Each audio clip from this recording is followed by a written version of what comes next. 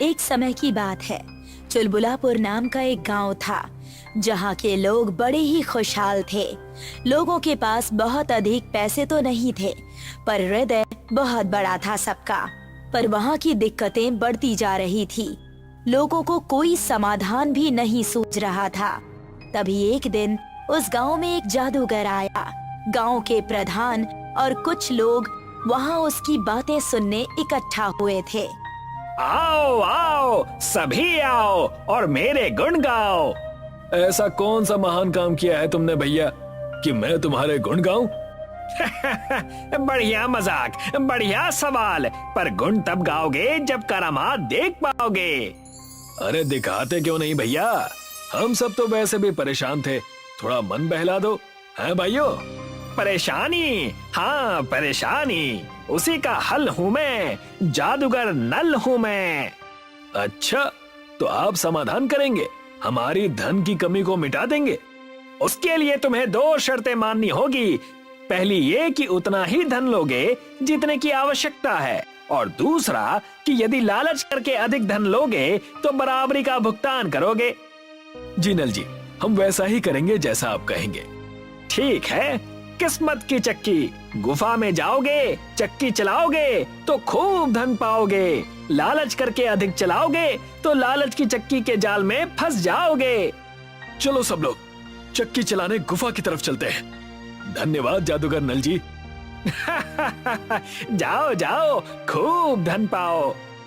सब गांव वाले गुफा की तरफ चले जाते हैं और जादूगर अकेला खड़ा होकर वहां हंस रहा था।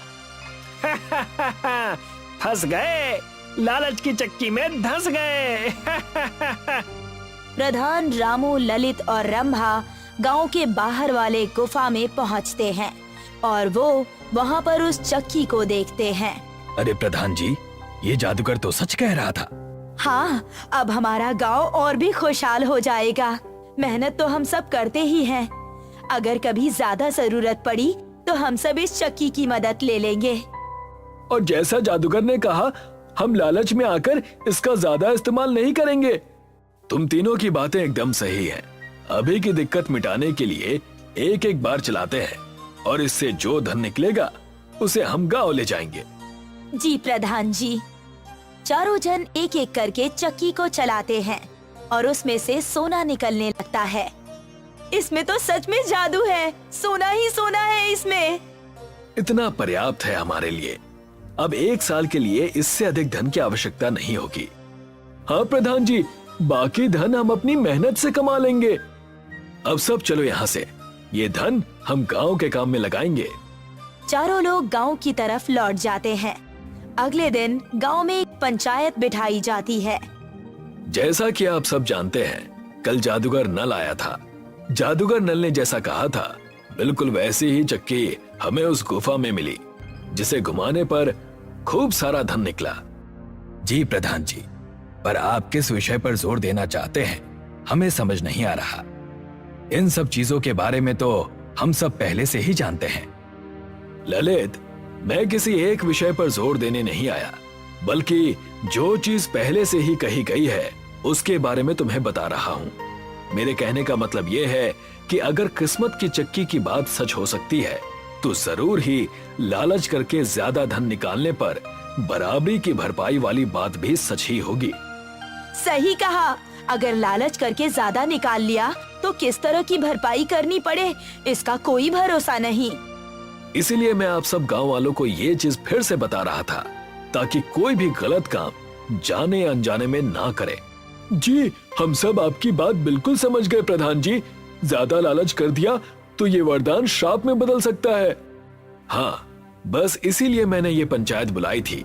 और दूसरी बात ये कि अब से जब भी चक्की चलानी होगी तो मैं, रामू, ललित और रंभा वहां जाया करेंगे, ताकि कोई तकरार ना हो लोगों में और लालच में आकर कोई फंस ना जाए। कुछ महीने बीत गए और जो भी धन चक्की से निकला था वो समाप्त हो गया। लोगों ने प्रधान से आग्रह किया और चारों जन फिर से चक्की के पास चले गए। अरे प्रधान जी, हमें तो लगा था कि धन कुछ महीने और चल जाएगा, पर शायद हमने गिनती सही से नहीं की थी। हाँ, इस बार थोड़ा अधिक निकाल लेते हैं ताकि बार बार यहाँ ना आना पड़े। हाँ, तुम लोग ये ठीक कह रहे हो। अगर ये बात है तो अच्छा है, लेकिन अगर लोग मेहनत से छुटकारा पाने लगेंगे और उस वजह से ये धन जल्दी समाप्त होने लगेगा तो काफी दिक्कतें आ सकती हैं। तब भी ललित, इतनी छोटी सी बात पर कोई दिक्कत नहीं होगी। आखिर उस जादूगर नल ने हमारी समस्या हल करने के लिए ही ये किया था ना।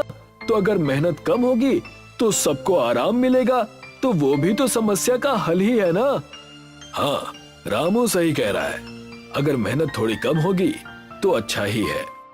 पर्याप्त धन निकाल ले, फिर हम सब चलते हैं। चारों ने चक्की चलाई और वहाँ से गांव की तरफ चले गए। गांव में फिर धन पहुँचा और इस बार पिछली बार से अधिक मात्रा में, पर समाप्त होने में उसे मानो बस क्षण भर ही लगा हो। इस बार धन 1 महीने में ही समाप्त हो गया। फिर पंचायत बुलाई गई और उन लोगों में एक युवक रकुल भी था। हम लोगों ने इस बार पिछली बार से अधिक मात्रा में धन प्राप्त किया था उस चक्की से, तो ये कैसे हो रहा है? आप इन गांव वालों से पूछिए, आखिर मात्र 1 महीने में इतना धन खत्म कैसे हो गया? मेहनत की इच्छा ही मर गई है जैसे सब में।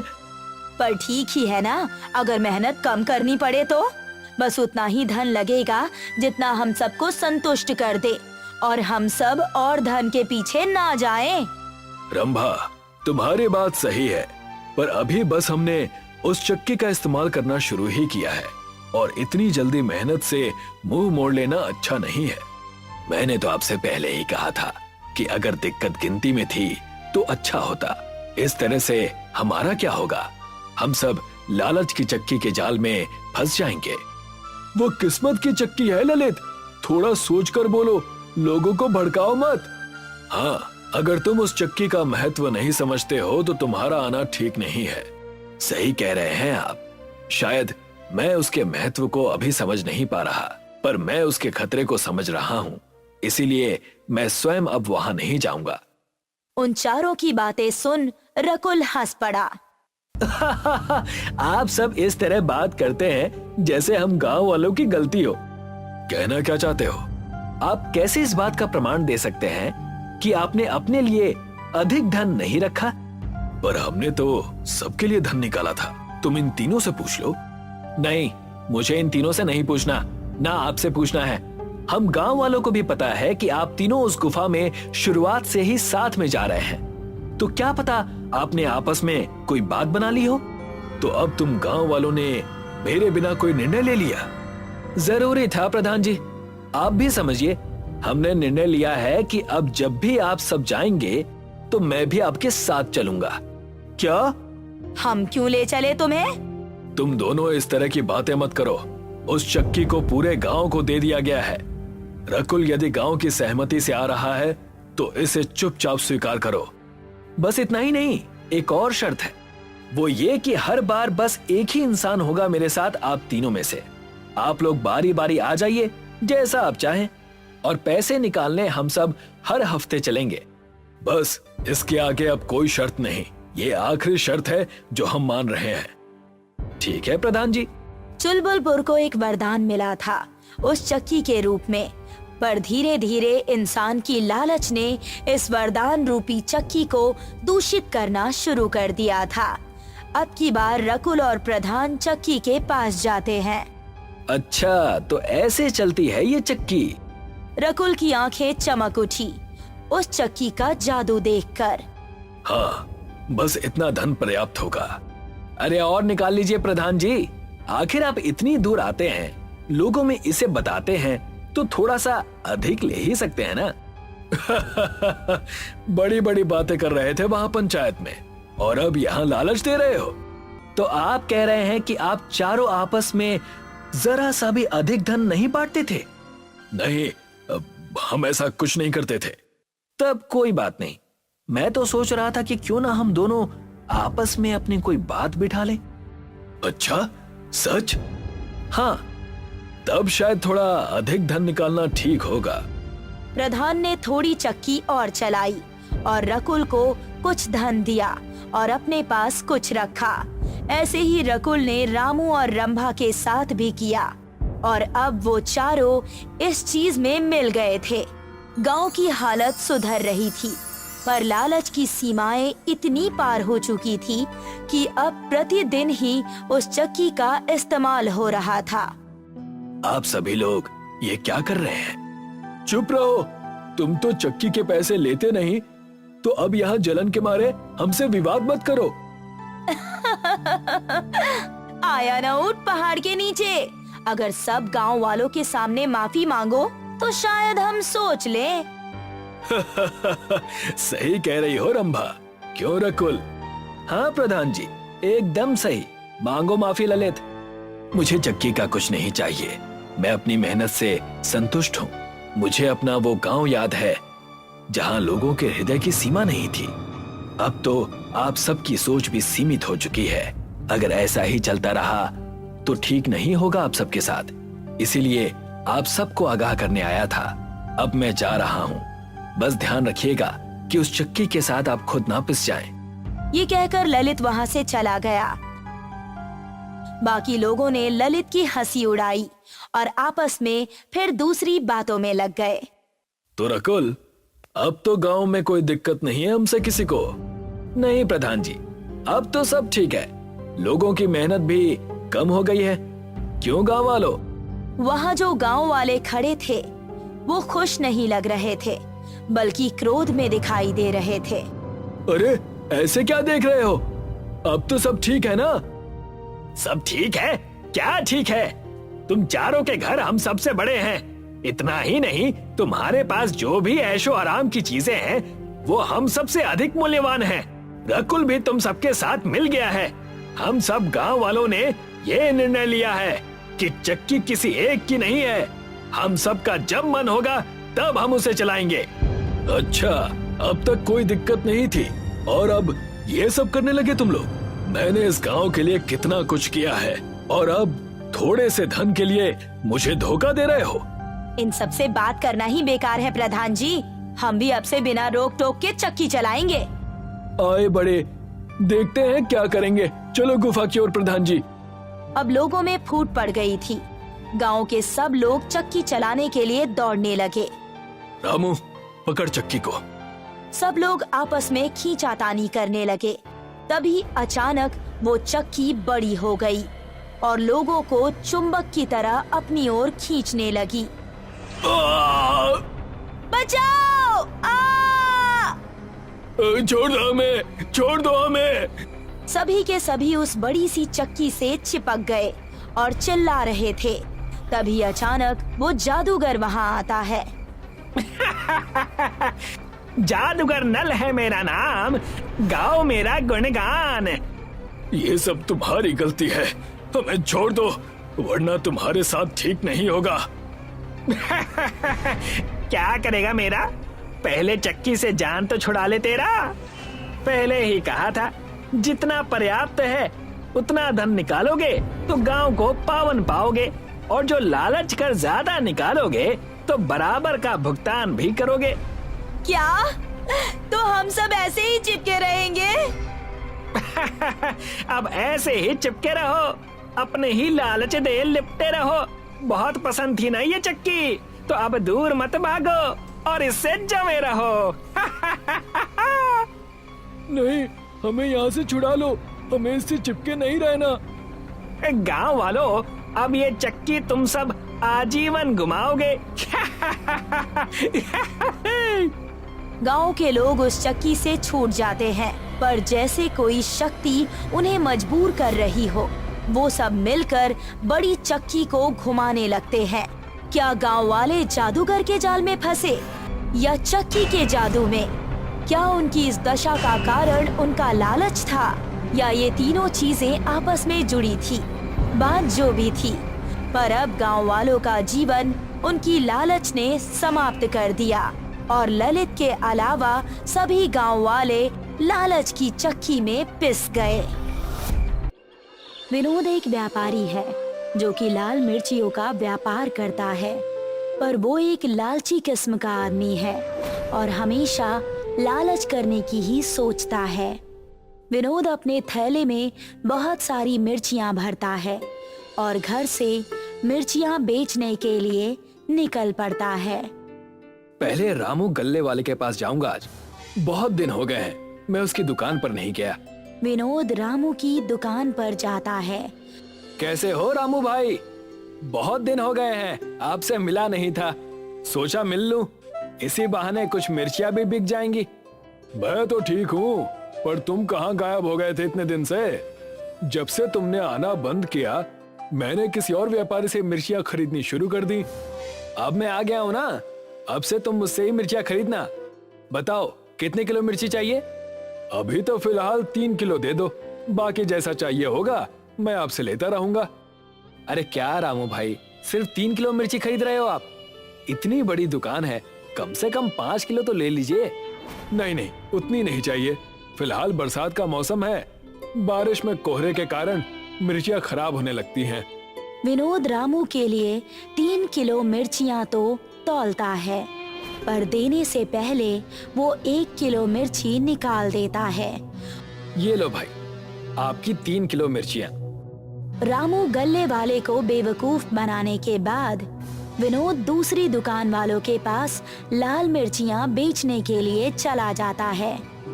लाल मिर्ची वाला आया, ले लो, बहुत स्वादिष्ट और तीखी मिर्चियां हैं। भाई साहब, आप लाल मिर्चियां कैसे दे रहे हैं? 300 रुपए किलो है बहन जी। आप इनके दाम पर मत जाइए, ऐसी मिर्चियां आपको पूरे बाजार में ढूंढने पर भी नहीं मिलेंगी। विनोद लाल मिर्ची वाला नाम है मेरा। अच्छा, तो आप ही हो लाल मिर्ची वाले विनोद। बहुत सुना है आपकी मिर्चियों के बारे में। ऐसा कीजिए, मुझे 2 किलो मिर्ची दे दीजिए। मेरी बेटी की शादी है तो मुझे मिर्चियाँ तो लगेंगी ही खाना बनाने के लिए। ये की ना अपने पते वाली बात। मैं तो कहता हूँ कि आप 1 किलो और ले लीजिए। अच्छी मिर्चियाँ हैं, आपके काम ही आएंगी। नहीं नहीं विनोद जी, 2 किलो मिर्चियाँ काफी होंगी मेरे लिए। आप 2 किलो ही तोल दीजिए। ये क्या भाई साहब, बिना तोले कैसे पता चलेगा कि ये 2 किलो है भी या नहीं? मैं आज का व्यापारी नहीं हूँ बहन जी, बहुत सालों से इस व्यापार में हूँ। भले ही तराजू में तौली हुई चीज ऊपर से नीचे हो सकती है, पर मेरे हाथों का अंदाजा कभी भी गलत नहीं हो सकता। उस औरत को ये मिर्चियाँ 2 किलो से कहीं ज्यादा कम लग रही थी। ठीक है, आप कह रहे हैं तो ये मिर्चियाँ पूरी 2 किलो ही होंगी। वो यहाँ से मिर्चियों को लेकर सब्जी वाले के दुकान पर जाती है और उसको मिर्चियों को तौलने के लिए कहती है। क्या आप जरा इन मिर्चियों को तौल देंगे भाई साहब? सब्जी वाला अपने तराजू में मिर्चियों को तौलता है। ये तो बहन जी 1 किलो से भी कम है, देख लीजिए। इसका मतलब उस मिर्ची के व्यापारी ने मुझे बेवकूफ बना दिया। भगवान करे उसकी मिर्चियाँ उस पर ही भारी पड़ जाए और वो अपनी ही मिर्चियों से इतना परेशान हो जाए कि उसका पूरा लालच खत्म हो जाए। दूसरी तरफ विनोद अपने लालच के चलते लोगों को बेवकूफ बनाकर ज्यादा मिर्चियां बताकर कम मिर्चियां दे रहा था, जिससे सभी लोग बहुत परेशान हो गए थे और सभी ने विनोद को बद्दुआएं दी कि वो अपनी ही मिर्चियों से परेशान हो जाए। आज तो अच्छा खासा मुनाफा हो गया है। काश अगर मेरे पास कुछ और मिर्चियाँ होती तो मैं कुछ और लोगों को मिर्चियाँ बेचकर थोड़े पैसे और कमा लेता। विनोद सारी मिर्चियां बेचकर अपने घर चला जाता है और थके होने की वजह से वो अपनी बेटी से पानी लाने के लिए कहता है। बेटी, मेरे लिए 1 गिलास ठंडा पानी ले आओ। विनोद की बेटी उसके लिए पानी लेकर आती है, पर जैसे ही वो पानी पीता है उसे वो पानी बहुत ज्यादा तीखा लगता है। मैंने तुम्हें ठंडा पानी लाने के लिए कहा था, मिर्ची वाला पानी लाने के लिए नहीं। पापा, मैं तो बाल्टी में से ही ठंडा पानी लेकर आई थी, पता नहीं उसमें मिर्ची कहाँ से आ गई। घर में मिर्ची का व्यापारी है तो मिर्चियाँ तो बिखरी ही होंगी ना। गिलास को साफ करके लाना चाहिए था। मेरा पूरा मुंह जलने लग गया। विनोद किचन में जाकर उस पानी को फेंक देता है और उस गिलास को साफ से धोकर फिर से बाल्टी से पानी निकालता है। पर जैसे ही विनोद पानी पीने लगता है और पानी उसके मुंह में जाते ही उसका मुंह जलने लगता है। ये क्या हो रहा है? अभी तो मैंने गिलास को अच्छे से साफ किया था, ये मिर्चियाँ अचानक से कहाँ से आ गई? विनोद बिना पानी पिए ही सिसकियां लेते हुए अपने कमरे में आराम करने के लिए चला जाता है। वो वहां जाकर अपने बिस्तर पर लेट जाता है, पर कुछ देर लेटने के बाद उसके शरीर पर जलन होने लगती है। ये मेरी पीठ पर जलन क्यों हो रही है? लगता है बिस्तर पर मिर्चियाँ पड़ी हुई थी और मैं बिना देखे ही लेट गया। विनोद उठता है और अपने बिस्तर को अच्छे से साफ करता है और अपने बिस्तर पर एक नई चादर बिछा देता है। अब तो नई चादर भी चढ़ा दी है, अब तो जलन नहीं होनी चाहिए। जैसे ही विनोद बिस्तर पर लेटता है, उसके पूरे शरीर पर तेजी से जलन होने लगती है। वो फिर से खड़ा होता है और अपने आप को खुजाने लगता है। ये क्या हो रहा है? मेरा सारा बदन जलने लगा है। ये इतनी सारी मिर्चियाँ कहाँ से आ रही हैं? और वो देखता है कि उसके छत से भी मिर्ची ही गिर रही है। ये क्या हो रहा है? आज पूरा घर मिर्चियों से कैसे भर गया? ऐसा लगता है मेरे घर को किसी का श्राप लग गया है। जाकर पता करना होगा। विनोद इस श्राप के बारे में पता करने के लिए एक मंदिर में जाता है और पुजारी जी से इस बारे में पूछता है। पुजारी जी, मेरे पूरे घर में मिर्चियाँ फैल गई हैं और मैं जहाँ भी जाता हूँ वहाँ मिर्चियाँ ही मिर्चियाँ आ जाती हैं। क्या आप बता सकते हैं कि मुझ पर यह श्राप कहाँ से आ गया? बेटा, मैं कोई अंतर्यामी तो नहीं हूँ जो ये बता सकूं कि तुम पर ये विपत्ति कहाँ से आ गई, पर हाँ, जरूर तुमने किसी के साथ कुछ छल कपट किया होगा, इसीलिए तुम ये सजा भुगत रहे हो।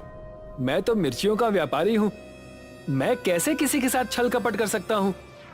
क्या तुमने कभी किसी के साथ ऐसा किया है कि उसको ज्यादा बताकर कम मिर्चियाँ दी हो?